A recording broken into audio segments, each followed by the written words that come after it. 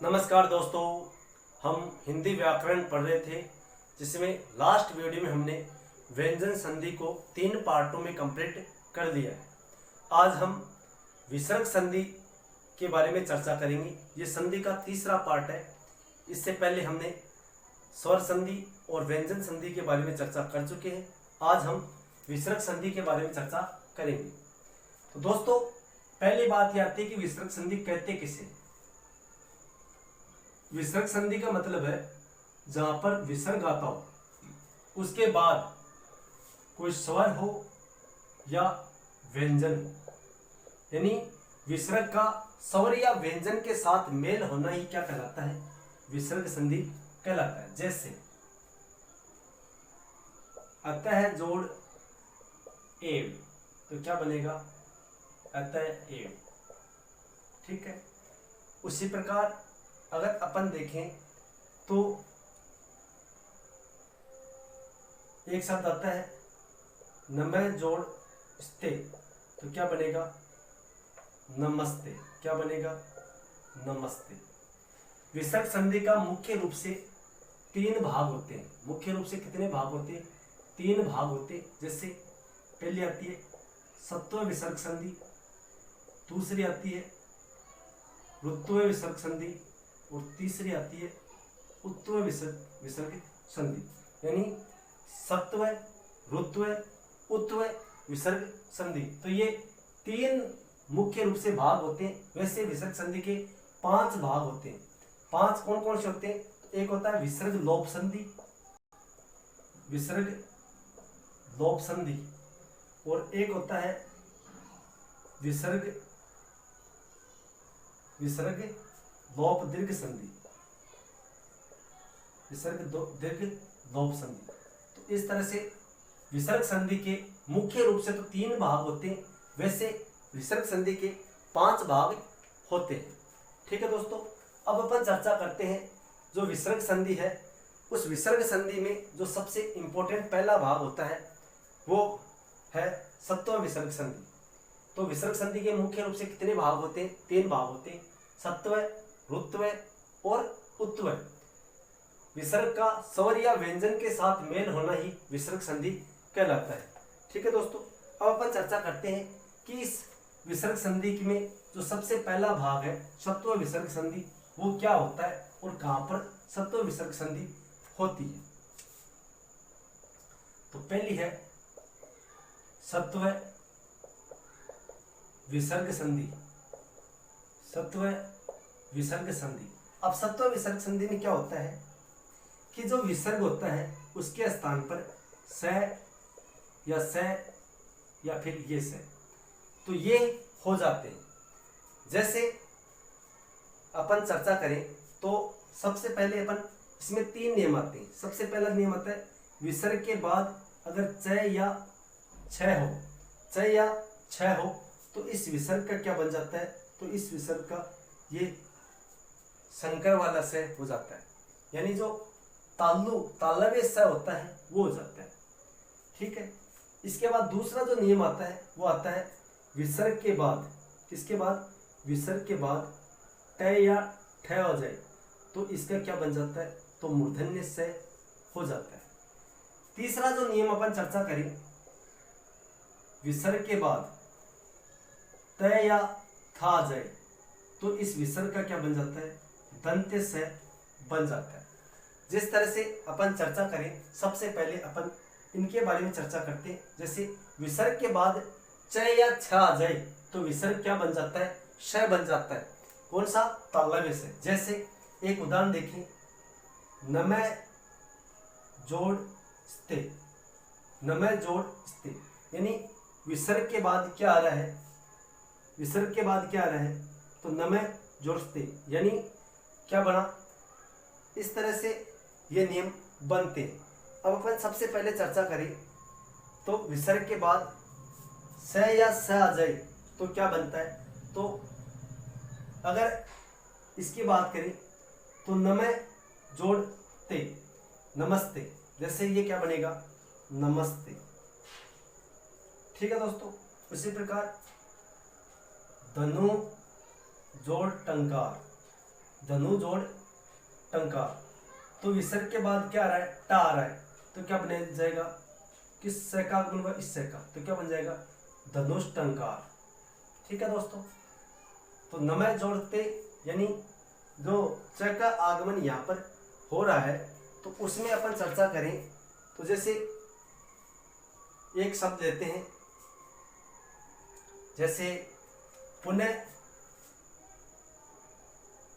जोड़ च, तो विसर्ग के बाद क्या आ गया, च आ गया, तो क्या बन जाएगा, किस से का, इसका, तो क्या बनेगा, पुनश्च। ठीक है दोस्तों, तो इस तरह से ये संधियां होती है। अब अपन जो तीसरा नियम आता है, विसर्ग के बाद तय या था जाए, जैसे नमः जोड़ ते, नमः जोड़ ते, तो क्या बनेगा, विसर्ग के बाद था आ गया, तो क्या बनेगा, नमस्ते, क्या बनेगा, नमस्ते। तो इस प्रकार से ये सत्व विसर्ग संधि होती है। ठीक है दोस्तों, इस विसर्ग संधि में अपन एक जो विशेष आता है कि स्वर यानी अ स्वर के बाद एक नियम इसमें आता है कि अ स्वर के बाद अ स्वर है, उसके बाद क्या है, विसर्ग है, तो इसके बाद क्या जाए, का आ जाए, खा आ जाए, प आ जाए या फ आ जाए, तो को क्या होता है, इस विसर्ग में कोई परिवर्तन नहीं होता है। जैसे प्रातः जोड़ काल, प्रातः जोड़ काल, तो ये क्या लिखा जाएगा, प्रातः काल।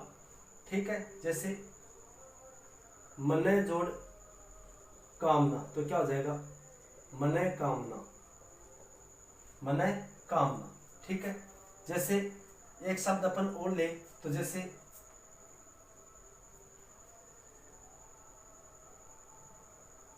अथय अधय जोड़ पतन, तो क्या बनेगा, अधय पतन, अधय पतन। ठीक है दोस्तों, एक विशेष नियम इसमें आता है, यदि नमय के बाद, यदि नमय या पूर्व शब्दों के साथ अगर क्या आ जाए, क्रि धातु आ जाए, नमय या पुर शब्दों के साथ क्रि धातु आ जाए, तो यहां पर किसका आगमन होगा, तो यहां पर जो दंत्य स है, कौन सा स है, ये दंत्य स, इसका आगमन हो जाएगा। जैसे नमः जोड़कार, तो यहां पर कौन सी धातु है, क्रि धातु है, तो क्या हो जाएगा, नमस्कार। ठीक है, उसी प्रकार पुरः जोड़कार, तो क्या हो जाएगा, पुरस्कार। ठीक है, जिस प्रकार पुरः जोड़ कृत, तो क्या हो जाएगा, पुरस्कृत। तो ये कौन सी संधि होगी, तो ये संधि होगी नमय या पुर के बाद क्रि धातु आ जाए, तो इस विसर्ग का क्या बन जाएगा, दंत्य से बन जाएगा। यदि तिर शब्द के साथ, किस शब्द के साथ, तिर शब्द के साथ, तिर शब्द के साथ क्या जाए, क्रि धातु आ जाए, तो क्या होगा, यहां पर विकल्प के अनुसार दंत्य से बदल अथवा विसर्ग भी रखा जा सकता है, यानी किस से का आगमन होगा, इसका। जैसे तिरह जोड़ कृत, जैसे क्या हो जाएगा, तिरस्कृत, तिरस्कृत। ठीक है दोस्तों, तो ये संधि थी सत्व विसर्ग संधि। एक उदाहरण और अपन ले सत्व विसर्ग संधि का, जिसमें अपन चर्चा करें कि ई या उ, इन स्वरों के बाद क्या आ जाए, विसर्ग आ जाए, और उसके बाद क्या आ जाए, क, ख, प या फ आ जाए, तो इस विसर्ग का क्या बन जाएगा, मूर्धन्य से बन जाएगा। जैसे आविहि जोड़कार, तो क्या बन जाएगा, आविष्कार। ठीक है, जैसे धनु जोड़ पानी, धनु जोड़ पानी, तो क्या हो जाएगा, धनुष पानी, क्या बन जाएगा, धनुष पाणी। ठीक है, जैसे परी जोड़कार, परी जोड़कार क्या बन जाएगा? परिष्कार। परी जोड़कार यानी विसर्ग के बाद का आ गया तो इस विसर्ग का क्या बन जाएगा? मूर्धन्य स बन जाएगा। तो दोस्तों ये थी सत्व विसर्ग संधि। उसके बाद अपन दूसरी जो संधि है वो है उत्व विसर्ग संधि। दूसरी संधि कौन सी है? उत्व विसर्ग संधि। उत्व विसर्ग संधि में क्या होता है कि ए स्वर के बाद, ए स्वर के बाद क्या आ जाए? विसर्ग आ जाए, और उसके बाद क्या जाए? ए स्वर आ जाए, तो क्या होगा? इस ए का तो क्या हो जाएगा? लोप हो जाएगा, और जो विसर्ग होगा इस विसर्ग का यानी यहाँ पर ए और उ तो बनेगा क्या? ओ बनेगा। क्या बनेगा? ओ बनेगा। जैसे यशय जोड़ अभिलाषा, तो क्या बन जाएगा? यशो, ये इसमें जुड़ गए यशो भिलाषा। तो इस अगर ए स्वर के बाद विसर्ग हो और विसर्ग के बाद ए स्वर हो तो अगले ए स्वर का लोप हो जाएगा और विसर्ग का ए और उ मिलके क्या बन जाएगा? ओ बन जाएगा। ठीक है दोस्तों, उसी प्रकार एक उदाहरण और लें तो जैसे मने जोड़ अभिराम, तो क्या बन जाएगा? मनोभिराम। ठीक है दोस्तों, जैसे मन है जोड़ अनुसार तो क्या हो जाएगा? मनोनुसार। ठीक है, उसी प्रकार एक शब्द और ले, पर जोड़ अक्षी। एक शब्द और ले, परह जोड़ अक्षी, तो क्या बन जाएगा? परोक्षी। क्या बनेगा? परोक्षी। ठीक है, एक नियम और है इसमें जिसमें अपन चर्चा करें कि ए स्वर के बाद क्या हो? विसर्ग हो, और विसर्ग के बाद क्या हो? घोष व्यंजन हो, जिसमें वर्ग का तीसरा, चौथा, पांचवा य व र ल। ठीक है, तो य र ल व, य र ल व और है ये हो, तो क्या होता है? इस विसर्ग का क्या बन जाता है? ए प्लस उ बराबर क्या बन जाएगा? ओ बन जाएगा। जैसे मने जोड़ जय, कौन सा शब्द आ रहा है? च छ जय, तीसरा वर्ण आ रहा है तो क्या बन जाएगा? ओ। तो मन है जोड़ जय तो हो जाएगा क्या? मनोज। जैसे सरह जोड़ जय तो क्या बन जाएगा? सरोज। ठीक है, उसी प्रकार मन है जोड़ मय तो क्या हो जाएगा? मनोमय। मनोमय। इसी प्रकार मन है जोड़ बल तो क्या बनेगा? मनोबल।